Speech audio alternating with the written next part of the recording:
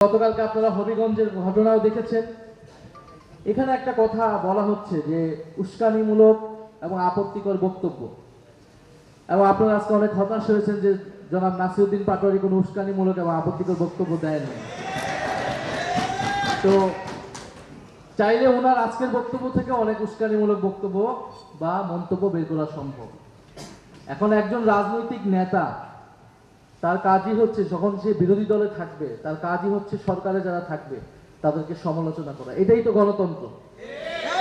তার বক্তব্যের কোথাও যদি আইন বিরোধী প্রচলিত আইনের সংজ্ঞায় যদি তাকে বিরোধিতা করা যায় বা তার আইন লঙ্ঘন হয় তাহলে সেটা আইন দেখবে। সেটা দেখার দায়িত্ব কোনো ছাত্র সংগঠনের বা ক্ষমতাসীন দলের কোনো নেতাকর্মীদের নয়, কোনো সন্ত্রাসী বাহিনীর নয়।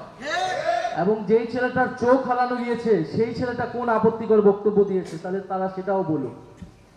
ফলে এই যে আমরা বিগত 16 বছরে দেখেছি যে ডিজিটাল সিকিউরিটি অ্যাক্ট আইন তৈরি করা হয়েছিল, এবং যেটা দিয়ে এরকম অনলাইনে আপত্তিকর, উস্কানিমূলক, কটূক্তিমূলক এই ধরনের অনেক শব্দ ব্যবহার করে বিরোধী মতকে দমন করা হয়েছে।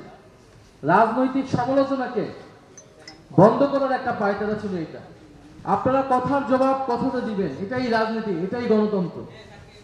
আপনারা দেখবেন যে কিছুদিন আগে আমাকে নিয়ে একটা কার্টুন আঁকা হয়েছে, আপনারা দেখেছেন সেটা? আমাকে নিয়ে একটা কার্টুন আঁকা হয়েছে, আমাকে বিদ্রুপ করে, বিকৃত করে। তো সেই কার্টুন নিয়ে সেটার পক্ষে বিপক্ষে অনেক আলোচনা হয়েছে, পত্রিকাগুলোতে কলাম লেখা হচ্ছে, এবং এখনো সেই বিতর্ক চলমান। এটা কি শিল্পীর স্বাধীনতা, নাকি এটা জুলাই গণ অভ্যুত্থানকে অপমান করা হলো? এই যে আলোচনা চলমান, এটাই কিন্তু গণতন্ত্র। গণতন্ত্রের মানে হচ্ছে আপনার সাথে আমি দ্বিমত করব, যে আমার সাথে দ্বিমত করে তারও মত প্রকাশের অধিকার থাকবে। কিন্তু আমার বিপক্ষে কার্টুন আঁকা হয়েছে দেখে কিন্তু আমরা কেউ তাকে আক্রমণ করতে যাইনি শারীরিকভাবে। আমরা সেই কার্টুনিস্টের বিরুদ্ধে কোনো মামলা দেইনি, আমরা সেই কার্টুনিস্টকে কিন্তু গ্রেফতার করিনি। কিন্তু বিগত সরকার কিন্তু করেছিল, বিগত হাসিনার সরকার, এবং আমরা এই বর্তমান সরকারের মধ্যেও এই ধরনের প্রবণতা দেখতে পাচ্ছি। হবিগঞ্জে সেটা সুস্পষ্ট হয়েছে, প্রতীয়মান হয়েছে। আমরা বিশ্ববিদ্যালয়গুলোতে কিন্তু এই অগণতান্ত্রিক পরিস্থিতি বিগত 16 বছর দেখেছি, যেখানে সরকারের বিরুদ্ধে, ক্ষমতাসীনদের বিরুদ্ধে কেউ কথা বলতে পারতো না, যেখানে বিশ্ববিদ্যালয়ের কাজই হচ্ছে ক্ষমতাকে প্রশ্ন করা, জবাবদিহিতা নিশ্চিত করা। প্রত্যেকটা গণতান্ত্রিক দেশে বিশ্ববিদ্যালয়কে, ছাত্র সমাজকে, শিক্ষকদেরকে এই জন্য সরকাররা ভয় পায় যে আমরা যদি কোনো গণপরিধি নীতি নিতে যাই তাহলে বিশ্ববিদ্যালয় থেকে সমালোচনা আসবে, ছাত্রদের থেকে সমালোচনা আসবে। আমি আরো বলবো যে সাবিক প্রবি শুধু জুলাই গণ অভ্যুত্থান না, আমাদের বিগত গণতান্ত্রিক যে আন্দোলন, ফ্যাসিবাদ বিরোধী আন্দোলনে কিন্তু ভূমিকা রেখেছে। আপনারা এখানে বিসিবি বিরোধী আন্দোলন করেছেন, সংগ্রাম করেছেন। আমার মনে পড়ে 2024 সালের রমজান মাসে, সম্ভবত রমজান মাসে, সেটা হয়তো মার্চ মাস হতে পারে, এখানে ইফতার মাহফিল নিষিদ্ধ করে দিয়ে প্রশাসন একটা নোটিশ দিয়েছিল।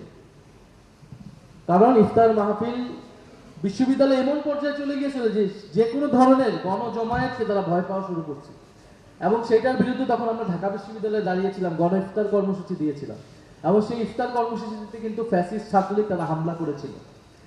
তো সাবিক রবির সাথে আমাদের সেই কানেকশন ছিল বিগত সময়ে আন্দোলনগুলোতেও।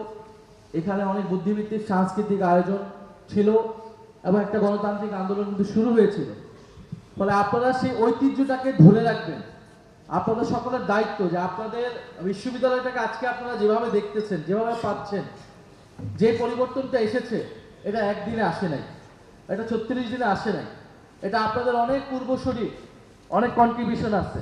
আপনারা হয়তো তাকে চিনেন না, জানেন না, কিন্তু আপনাদের বড় ভাইরা, বড় বোনেরা এখানে অনেক লড়াই সংগ্রাম করেছে, আত্মত্যাগ করেছে বলে আপনারা আজকে এই জায়গায় আছেন। ফলে এই গণতান্ত্রিক ক্যাম্পাসটা আপনার পরবর্তী প্রজন্মের জন্য আপনি উপহার দিয়ে যাবেন, এটা আপনার দায়িত্ব। আমাদের জুলাই অভ্যুত্থানের পরে দুইটি প্রধান এজেন্ডা, বিচার এবং সংস্কার। আমরা বিচার চাই, কারণ বিচারের মাধ্যমেই কেবল পূর্বতন যে ফ্যাসিস্ট শক্তি তাকে দমন করা সম্ভব, তাকে ন্যায় বিচারের মধ্যে আনা সম্ভব, এবং সংস্কারের মাধ্যমে নতুন কেউ স্বৈরাচার হবে না, নব্য ফ্যাসিবাদ হবে না, সেটা নিশ্চিত করা সম্ভব। ফলে যদি বিচার না হয় তাহলে পূর্বতন ফ্যাসিস্ট শক্তিটা ফেরত আসবে। যদি সংস্কার না হয়, আজকে যারা ক্ষমতায় আছে বা যেই ক্ষমতায় থাকুক এই কাঠামোতে তারা নতুন করে স্বৈরাচার হয়ে উঠবে, নব্য ফ্যাসিবাদ হয়ে উঠবে। ফলে আমাদের জুলাই শহীদদের কাছে কমিটমেন্ট, দেশের জনগণের কাছে কমিটমেন্ট আমরা পুরাতন ফ্যাসিস্ট দেশ বিরোধী যারা শক্তি, যারা আধিপত্যবাদী শক্তি, তাদেরকে বাংলাদেশের রাজনীতির কোনো সুযোগ দেব না। ফলে তিনি ডিসেম্বরে আসবেন না কবে আসবেন সেটা ঢাকার মাটিতে পা রাখলেই দেখা যাবে ইনশাআল্লাহ। আমরা সেটার জন্য প্রস্তুত আছি এবং নতুন করে কাউকে স্বৈরাচারী শক্তি আমরা হতে দিব না। আপনারা বালুর ট্রাক রাখেন, ট্রাক্টর রাখেন, আর যা খুশি তা রাখতে পারেন, এই বাধা আমরা অতিক্রম করবই ইনশাআল্লাহ।